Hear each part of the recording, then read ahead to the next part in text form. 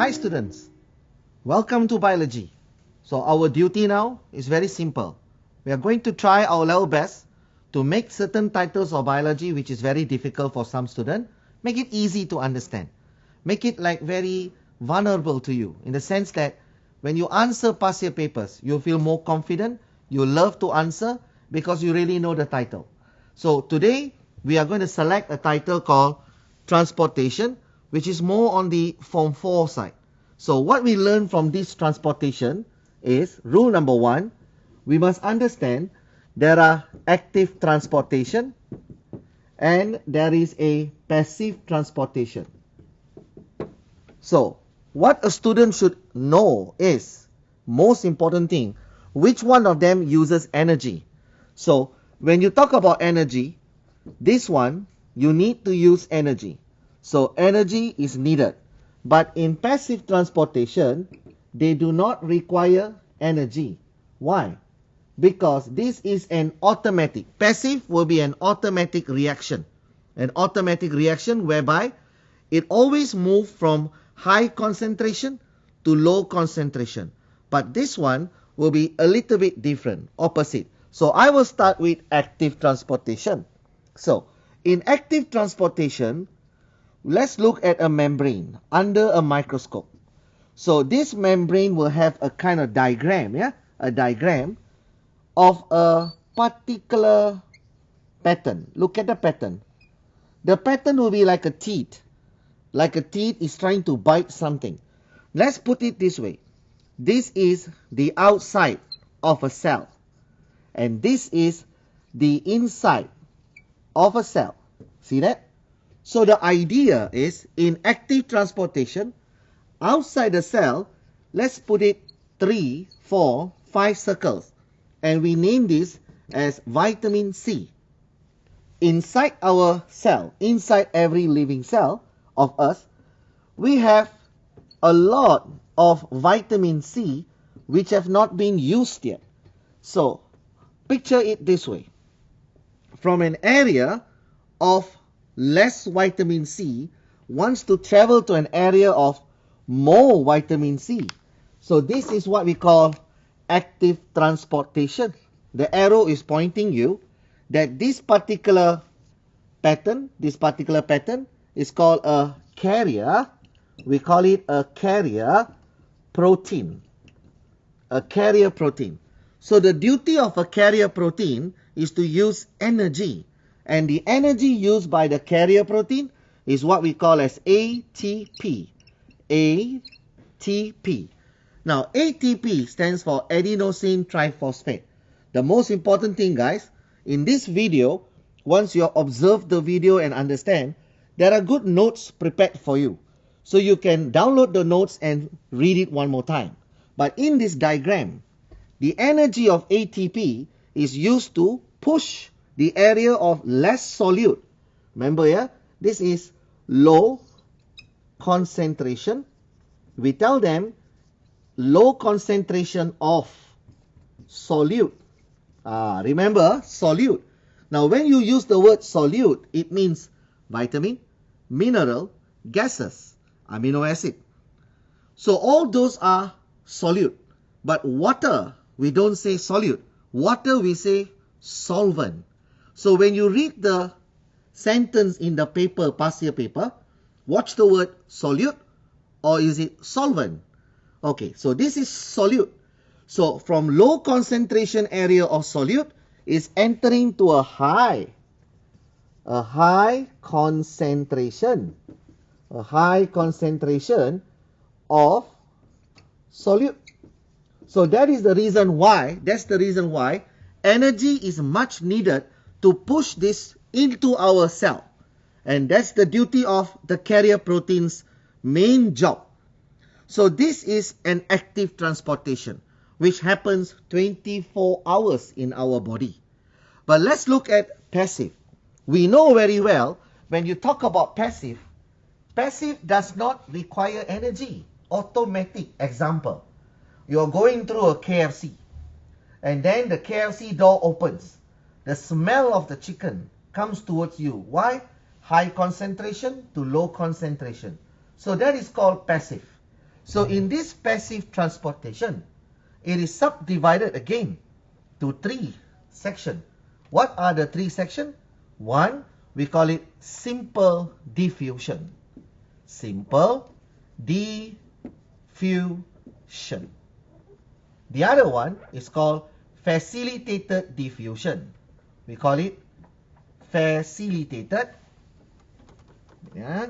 So we call it facilitated. Facilitated diffusion. Diffusion. So we have simple diffusion and we have facilitated diffusion. And one more is the popular one, osmosis. So when you talk about these 3, the most simple one to understand, simple diffusion. Why? Simple diffusion is like very commonly said as we have a membrane, okay, and we are putting it as outside and inside. Let's picture it outside and inside. For example, in a simple diffusion concept, okay, in a simple diffusion concept, this is the outside of a cell. The outside of a cell. This is the inside of a cell. Okay, so we are going to use a pattern again. Look at the pattern. So this pattern is called pore protein, known as pore protein. So pore protein duty is to allow. So I put a word there, yeah? We call this as pore protein. So the duty of the pore protein, outside the cell, let's say we have this much of solvent. Sorry, this much of solute. Okay.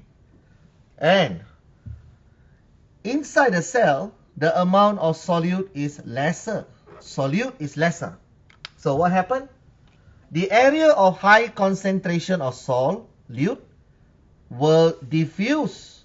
Diffuse. So we use the word diffuse. We don't say will move. We say diffuse into an area of low concentration of solute. So one more point. High concentration, yeah, of solute, high concentration of solute will diffuse to an area of low concentration of solute. High concentration to low concentration of solute. Now, this is what we are trying to tell you guys. So, simple diffusion happens automatic, no energy required. But let's look at facilitated diffusion. The only one thing about facilitated diffusion which is the same, a little bit same to the active transportation is because facilitated, they don't use pore protein, they use carrier protein. So they are more popular this way. Plasma, let's put a plasma, let's draw a carrier protein. The carrier protein will always have a shape like a teeth. It will look exactly like a teeth.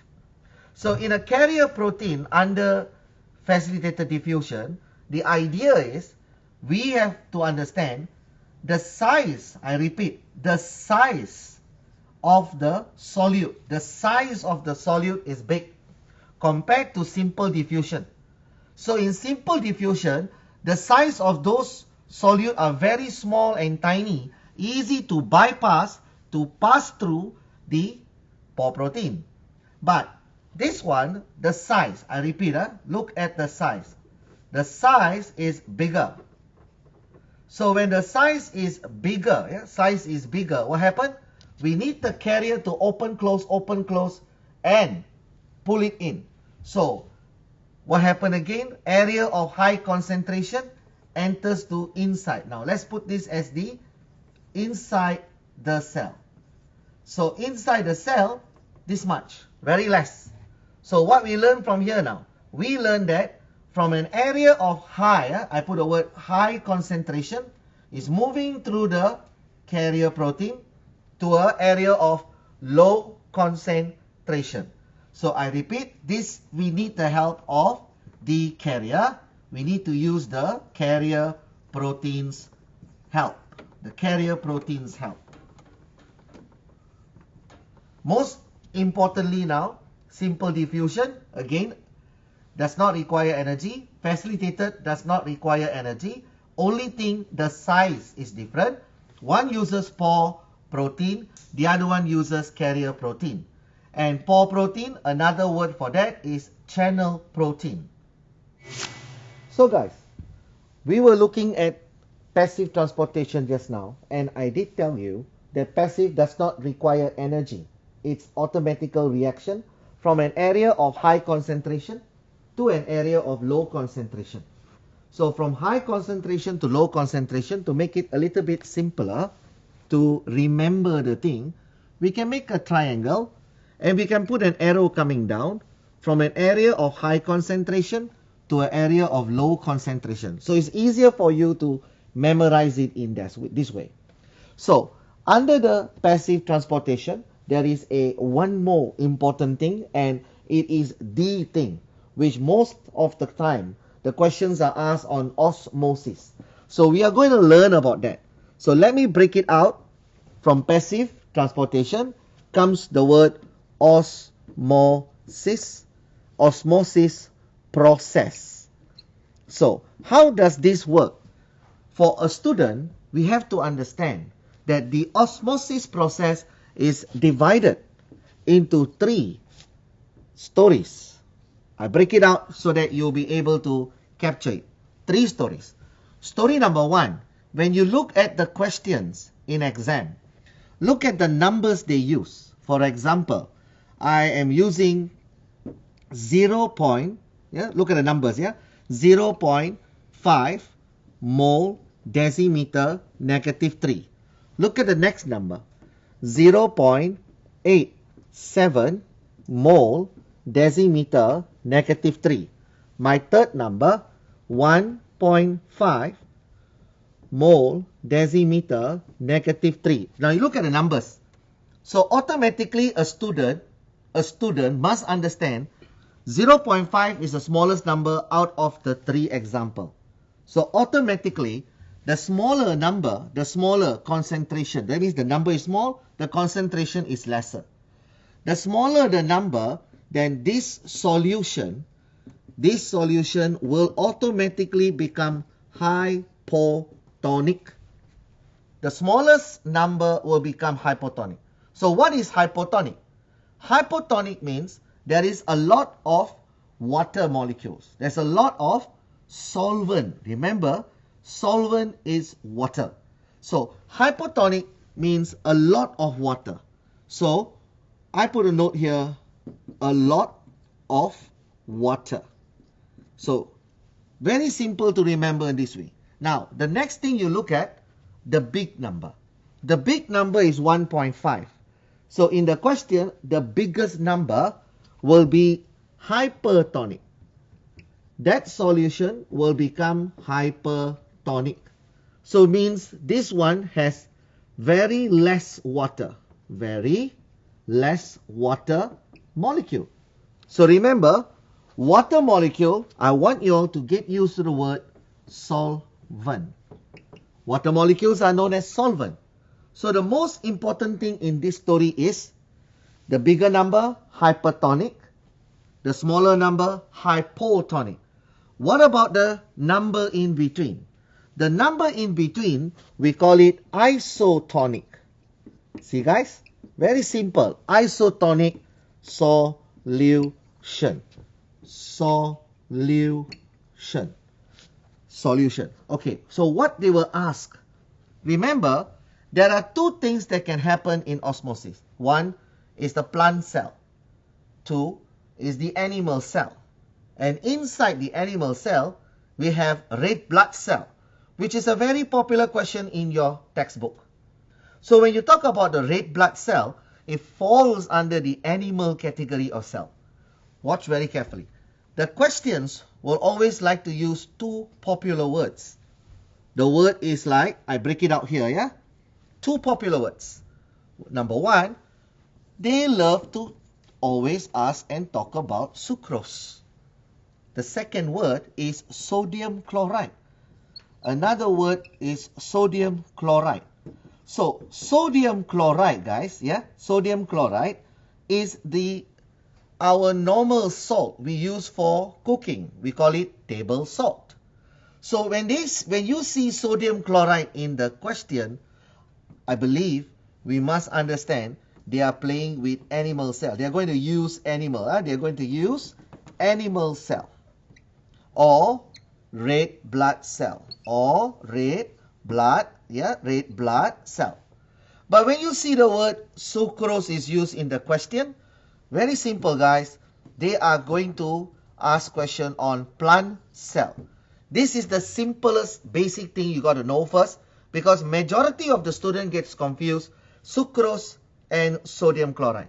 So again, sucrose is for plant cell, sodium chloride is for animal cell. So what happens? Let's look at this story.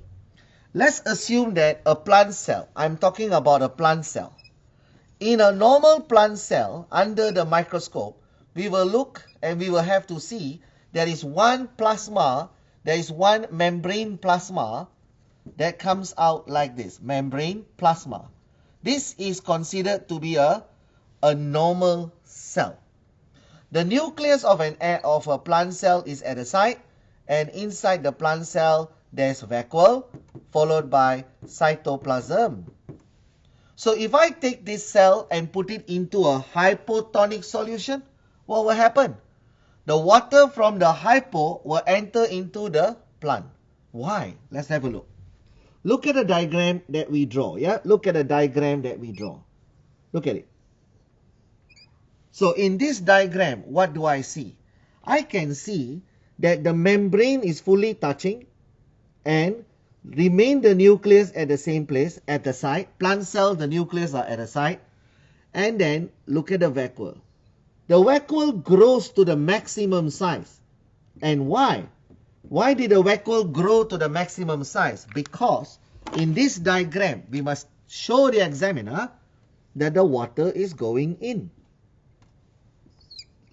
So you draw 3 arrows in the paper showing them the water is going into the plant cell. So once water goes into the plant cell, automatically a student must understand water outside is hypo. A student must understand inside the cell is hypertonic.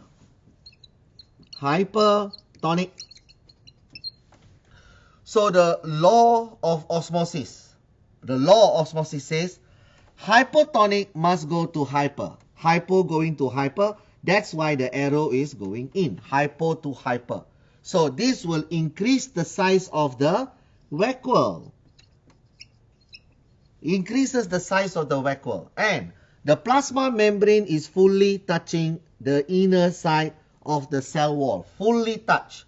So this is what the examiners are looking at. They want you to show this diagram. But when I come down to hypertonic, okay, let's look at hyper. Outside is hyper, meaning we have not enough, we don't have enough water outside. So let me draw a cell and show you how the condition will be after 5 minutes. Okay, after 5 minutes. Look at that. You will notice that the membrane will start to shrink.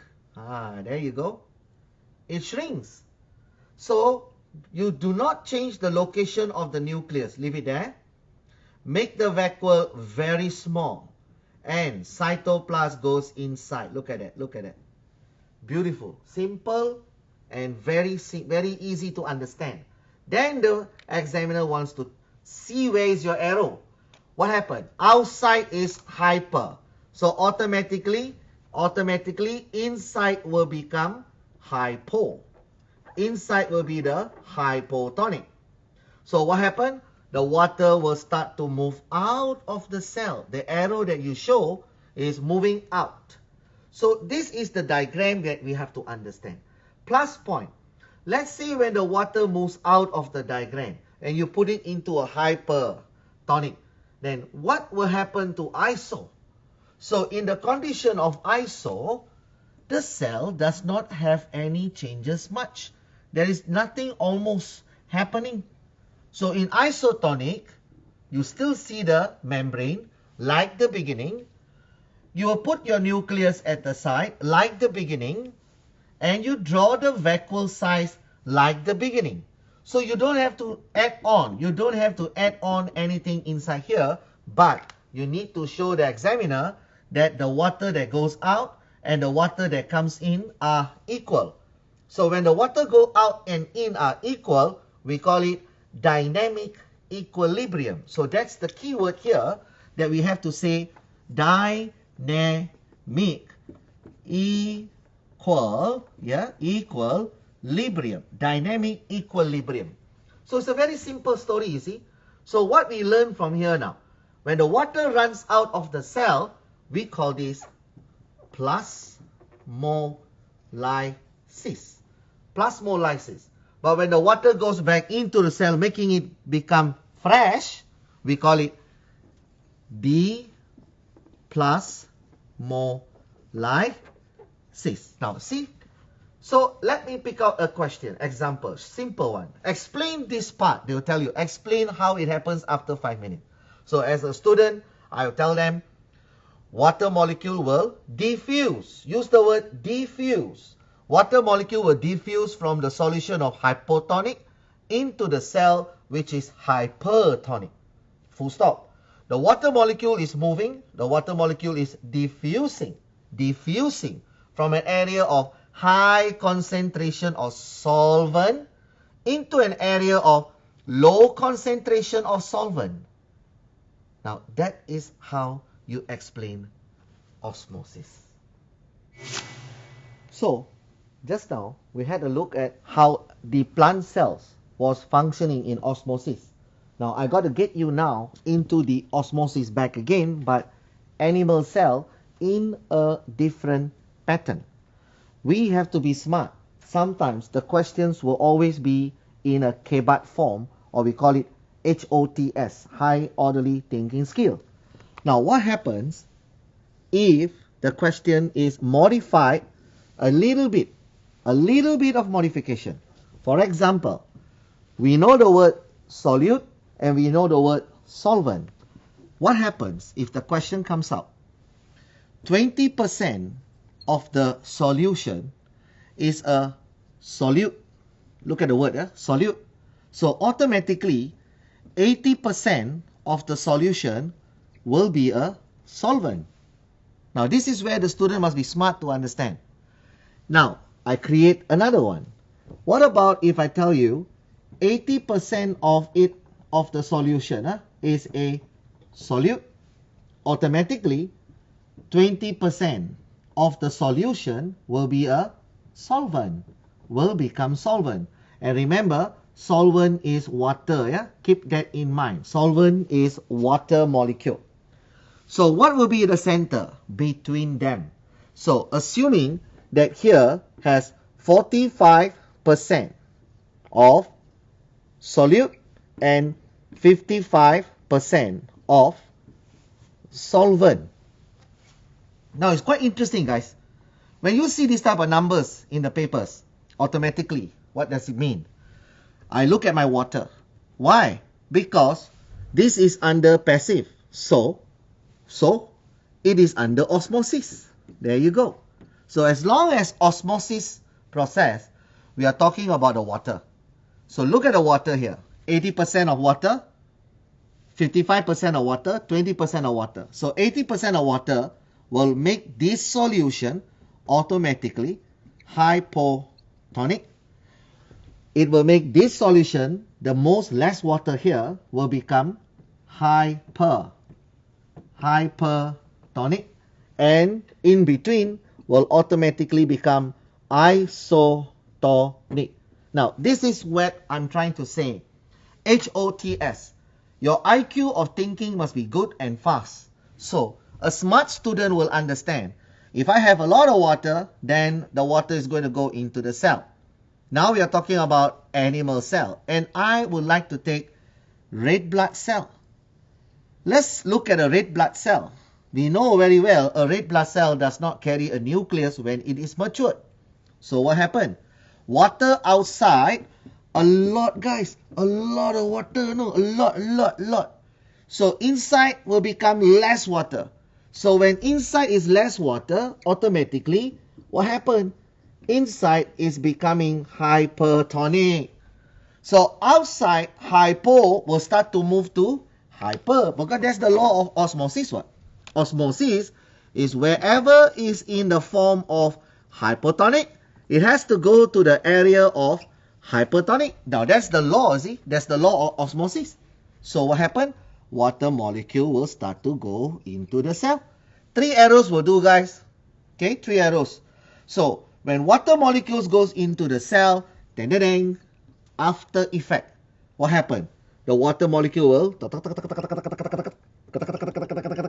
boom, explosion. So this explosion of the red blood cell is what we call in the textbook. We call it what? It's known as hemolysis. So the word lysis means pop. It's a pop sound. It's burst. So if I take the red blood cell, so remember, this is before experiment, this is after experiment. So I put the word before, you know. Before experiment, and this will be after. So the after experiment is always what they ask in the exam. Draw, explain. So when you draw and explain how you do it, tell them the solution outside the red blood cell is hypotonic, and the condition inside the red blood cell is hypertonic. Full stop. Osmosis process happens, allowing water molecule to diffuse from an area. Water molecule, yeah? So, allowing water molecule to diffuse. Allowing water molecule to diffuse from where? From high concentration. High concentration of solvent. High concentration of solvent to area of low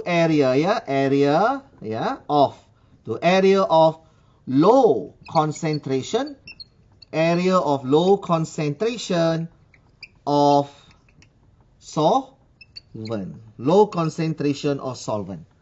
So this is the kind of lines they want to see you write back, so that you will get the full marks. Now, let's go to 80. Let's go to 80% solute. So 20% is solvent, less water. What happened? So we draw the cell first before the experiment. Always start with before. Now, what happened? Outside, less water, guys. Less water. Less water. Don't forget less water, yeah? So, outside less water, what happened? Outside will be hypertonic. That's why we get sometimes very thirsty. So, what happened? The water will run out from the cell. And when the water runs out from the red blood cell, then the after effect, how does it look like? The after effect, the cell will shrink. The shell will shrink. So it doesn't burst, it shrinks. So what happened when it shrinks? Why? The water has came out from the cell. So this is called crenation. Crenation process. This is known as the crenation process. This is how they are supposed to answer. Students are supposed to understand and answer in the exam paper questions.